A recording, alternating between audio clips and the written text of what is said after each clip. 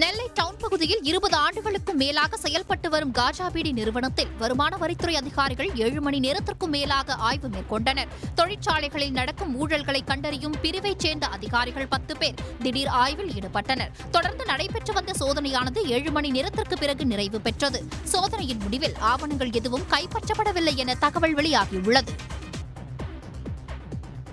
வக்ஃபு திருத்த சட்டத்தை இயற்றிய ஒன்றிய பாஜக அரசை கண்டித்து தாம்பரத்தில் 300 அடி நீளமுள்ள தேசிய கொடியுடன் ஊர்வலமாக சென்று இஸ்லாமியர்கள் ஆர்ப்பாட்டத்தில் ஈடுபட்டனர். தாம்பரம் வட்டார ஐக்கிய ஜமாத் சார்பில் நடைபெற்ற இந்த ஆர்ப்பாட்டத்தில் விடுதலை சிறுத்தைகள் கட்சி தலைவர் திருமாவளவன், மனிதநேய மக்கள் கட்சி தலைவர் ஜவாஹிருல்லா ஆகியோர் பங்கேற்றனர்.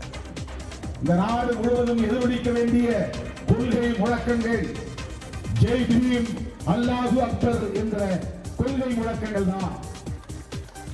இதில் எந்த வெறுப்பு அரசியலும் இல்லை, எந்த மதத்திற்கும் சமூகத்திற்கும் எதிரான கருத்து இல்லை. மீன்பிடி தடைக்காலம் எதிரொலியாக தமிழ்நாட்டில் முட்டை விலை தொடர்ந்து அதிகரித்து வருகிறது.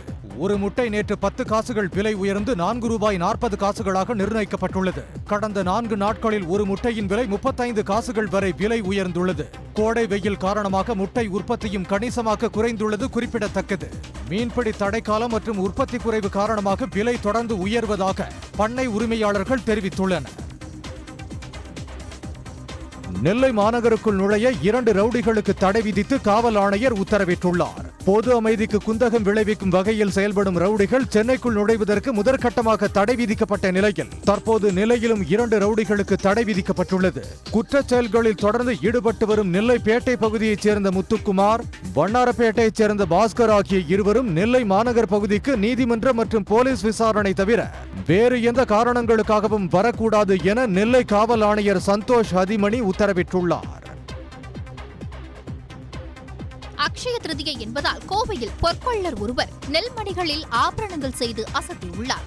குடியமுத்தூரைச் சேர்ந்த UMG ராஜா என்பவர் நாட்டில் விவசாயம் பெருக வேண்டும் என்பதை வலியுறுத்தும் விதமாக நெல்மணிகளை கொண்டு நெக்லஸ், காதணிகள், டாலர் ஆகியவற்றை செய்து அசத்தியுள்ளார். ஏற்கனவே இவர் தயாரித்த மஞ்சள் கொம்பு தாலியை தொடர்ந்து தற்போது தயாரித்துள்ள நெல்மணி அணிகலன்கள் அனைவரின் கவனத்தையும் ஈர்த்துள்ளன. தங்கம் பெருகுவது போல விவசாயம் பெருகட்டும் என்ற நோக்கத்தோடு நெல்மணியில் இந்த நெக்லஸும் 2 ஜோடி கம்மலும் ஒரு டாலரும் நான் வடிவமைத்திருக்கின்றேன். இதற்காக நான் பல மணி நேரம் செலவழித்து இந்த நகையை உருவாக்கியிருக்கின்றேன்.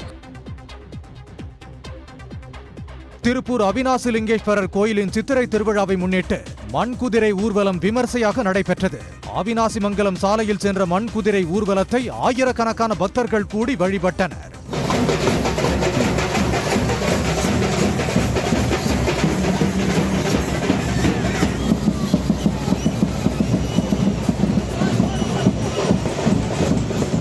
ஊர்வலத்தின் நிறைவாக ஆகாசராயர் கோயிலில் குதிரைகளை வரிசையாக நிறுத்தி சிறப்பு அபிஷேகம் மற்றும் வழிபாடு நடத்தப்பட்டது.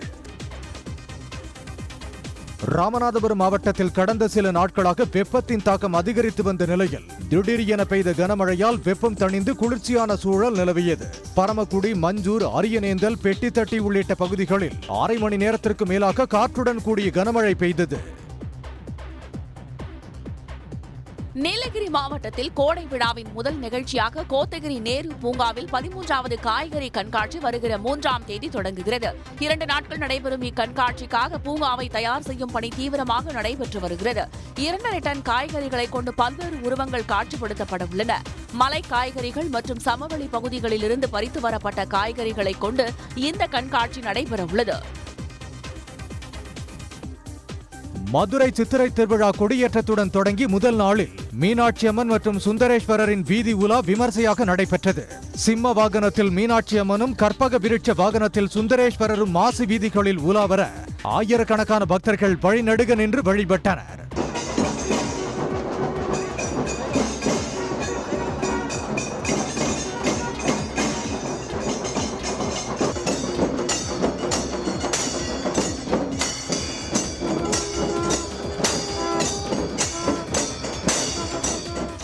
முன்னதாக மீனாட்சி அம்மன், முருகன், விநாயகர், சிவன் உள்ளிட்ட கடவுள்கள் வேடமணிந்த சிறுவர்களும் ஊர்வலமாக சென்றனர்.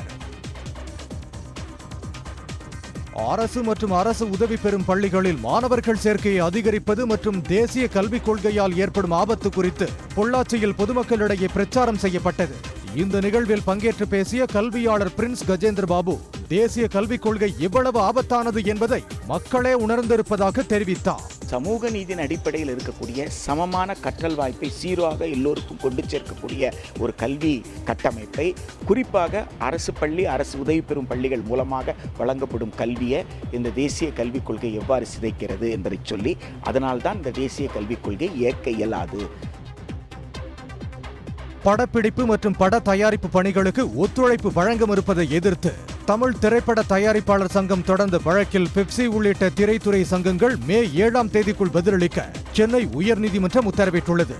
தமிழ்நாடு திரைப்பட தொழிலாளர் சம்மேளனம் என்ற பெயரில் பெப்சிக்கு எதிராக தொடங்கப்பட்ட சங்கத்தின் காரணமாக தயாரிப்பாளர் சங்கம் பெப்சி இடையே பிரச்சனை நிலவி வருகிறது.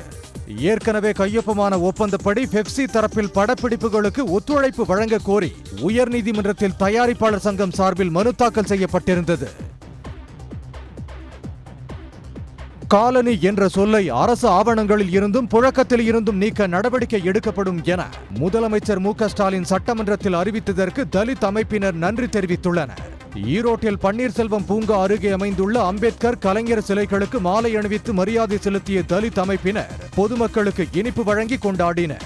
காலனி என்ற பெயரை தீண்டாமையின் அடையாளமாக உள்ளது, அதனை உடனடியாக நீக்கப்படும் என இன்றைக்கு மாண்புமிகு முத்துவேல் கருணாநிதி ஸ்டாலின் அவர்கள் தமிழக சட்டமன்ற வரலாற்றில் ஒரு மிகப்பெரிய ஒரு அறிவிப்பை இன்று வெளியிட்டிருக்கிறார்.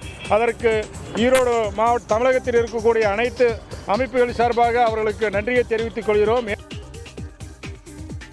திருப்பூர் மாவட்டம் காங்கேயம் அருகே கண்ணபுரத்தில் மாட்டுச் சந்தை துவங்கியுள்ளது. விக்ரம சோழேஸ்வரர் கோயில் தேர் திருவிழா மற்றும் மாரியம்மன் கோயில் பொங்கல் திருவிழாவையொட்டி தொடங்கிய மாட்டுச் சந்தை 10 நாட்கள் வரை நடைபெறவுள்ளது.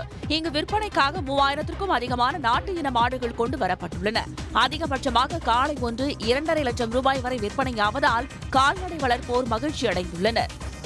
காங்கை மாடு, பூர்ண மாடு, காரம்பசு, இந்த மாதிரி காளை மாடுகள்லாம் அந்த மாதிரி வந்திருக்கு. பசு மாட்டுகளில் செவல் மர இந்த மாதிரி மாடுகள்லாம் நிறைய வந்திருக்கு. எல்லா பேரும் அதுக்கு தகுந்த விலை கொடுத்து வாங்குறாங்க, தேவைப்படுற அளவுக்கு வாங்கிட்டு இருக்காங்க. ₹1 இருந்து 1.10 கீழே வந்துட்டு இருக்கு. காளை மாடு 1.20 வரைக்கும் விலை சொல்கிறாங்க, 1.10, 1.15 கொடுக்குறாங்க. தூத்துக்குடி மாவட்டம் ஸ்ரீவைகுண்டம் ஏரல் பகுதிகளில் உள்ள நெல் கொள்முதல் நிலையங்களிலிருந்து லாரிகளில் நெல் மூட்டைகளை ஏற்ற பணம் கேட்பதாக விவசாயிகள் குற்றம் சாட்டுகின்றனர். பணம் கொடுக்க மறுத்தால் நுகர்பொருள் வாணிப கழகத்திற்கு கொண்டு செல்ல நெல் மூட்டைகளை ஏற்றுவதில்லை என்றும், இதனால் ஏராளமான நெல் மூட்டைகள் தேக்கமடைந்துள்ளதாகவும் தெரிவிக்கின்றனர். லாரி ஒரு லோடுக்கு 2200 வாடகை கேட்காங்க. அதனால் அது விவசாயி பணம் கொடுத்தா தான் அவங்க கொண்டு வராங்க. கவர்மெண்ட்டு அதுக்கு அந்த லாரிக்குண்டான வாடகையை கவர்மெண்ட்டு ஏற்றுக்குமாறு கேட்டுக்கொள்கிறோம். ஒகேனக்கல் காவிரி ஆற்றில் நீர்வரத்து இன்று வினாடிக்கு 3000 கனஅடியாக அதிகரித்துள்ளது. காவிரி நீர்பிடிப்பு பகுதிகளில் மழை மற்றும் கர்நாடக அணைகள் திறப்பு காரணமாக கடந்த சில நாட்களாக ஒகேனக்கல் காவிரி ஆற்றில் நீர்வரத்து அதிகரித்திருப்பதும் குறைவதுமாக இருந்தது. வினாடிக்கு 4000 கனஅடி வரை நீர்வரத்து அதிகரித்த நிலையில் கடந்த 2 நாட்களாக வினாடிக்கு 2000 கனஅடி நீர் வந்து கொண்டிருந்தது. தமிழ்நாட்டில் அடுத்த 4 தினங்களுக்கு இயல்பை விட வெப்பம் சுட்டரிக்கும் என்று சென்னை வானிலை மையம் எச்சரித்துள்ளது. கோடை காலம் தொடங்கியுள்ள நிலையில் பல இடங்களில் வெயில் சதமடித்து வருகிறது. இன்னும் சில நாட்களில் கத்திரி வெயில் எனப்படும் அக்னி நட்சத்திரம் வர உள்ளதால் வெப்பம் மேலும் அதிகரிக்கும் என எதிர்பார்க்கப்படுகிறது. இந்நிலையில் கரூர், பரமத்தி, ஈரோடு, வேலூர், திருச்சி ஆகிய 4 இடங்களில் நேற்று 100 டிகிரி ஃபாரன்ஹீட்டை தாண்டி வெயில் தகித்தது. இதனிடையே தமிழ்நாட்டில் அடுத்த 4 தினங்களுக்கு இயல்பை விட வெப்பம் 3 டிகிரி செல்சியஸ் வரை அதிகரிக்கக்கூடும் என்று சென்னை வானிலை மையம் தெரிவித்துள்ளது. உடனுக்குடன் செய்திகளை தெரிந்து கொள்ள சன் நியூஸ் பெல் ஐகானை கிளிக் பண்ணுங்க.